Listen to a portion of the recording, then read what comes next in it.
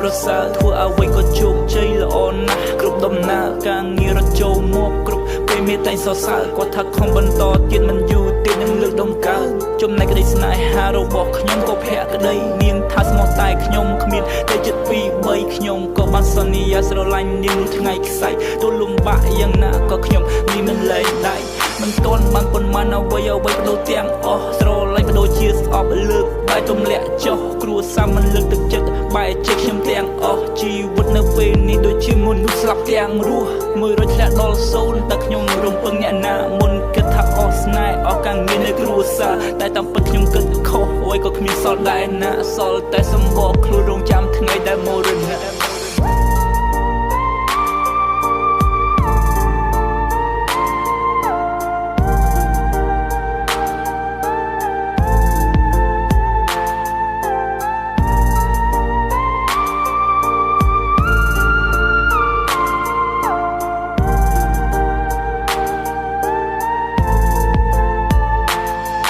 រឿងដែលគេនិទានប្រែខ្លះជាការផ្លាច់ពីមកខ្ញុំគិតថាវាគ្រាន់ជាការប្រឌិតព្រោះមើលទៅធម្មតាហើយអ្វីក៏ចង់ស្លាប់ដល់ពេលនេះជួបផ្ទាល់ទើបយកពីការពិតអ្នកថាពិតជាស្រួលអ្នកជួបទៅពីបាក់ពីមកខ្ញុំរឹងមាំអីលើប្រែកំសាខ្ញុំខ្លាចការមើលងាយមើលស្រាលមិនទៅបង្អាប់អ្វីដែលខ្ញុំមិនខ្លាចនោះគឺសេចក្តីស្លាប់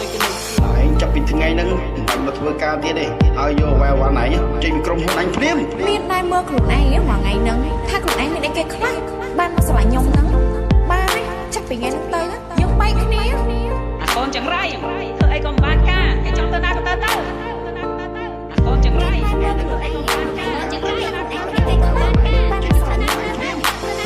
ថ្ងៃមានអារម្មណ៍ថាពិបាកនៅក្នុងចិត្តតែតែលឺសំឡេងគេឌីជាប់ជានិច្ចរាប់ពេលដែលឆ្លងកញ្ចក់ឃើញតែផ្សែងខ្មៅជុំចិត្តប្រៀបដូចជាមានមនុស្សមកទីចង់យកជីវិតឬក៏ជិតដល់ពេលដែលខ្ញុំត្រូវចាក់ចេញមកឆាប់យកខ្ញុំទៅព្រោះនៅក៏មិនចំណេញមនុស្សដូចជារូបខ្ញុំគ្មានទេអ្នកដែលស្រឡាញ់គឺមានតែអ្នកស្អប់អ្នកមើលងាយនិងអ្នកជ្រិញបើសិនខ្ញុំទៅបាត់ប្រហែលគេនឹងសប្បាយមិនថាស្នេហាការងារពុកម្ដាយទោះបើជាខ្ញុំនៅក៏គ្មានអ្នកខ្វល់ខ្វាយពេលខ្លះខ្ញុំសែនខ្លាចពិភពលោកនេះដល់ហើយខ្ញុំចង់បដូរកន្លែងទៅរស់នៅភពថ្មីរស់នៅតែម្នាក់ឯងគ្មានអ្នករញ៉េរញ៉ៃសូមនៅឲ្យបានសុខវេលាកាន់តែខ្លីគេមកយកខ្ញុំហើយអ្នកនឹងលេចហត់ជេរស្ដី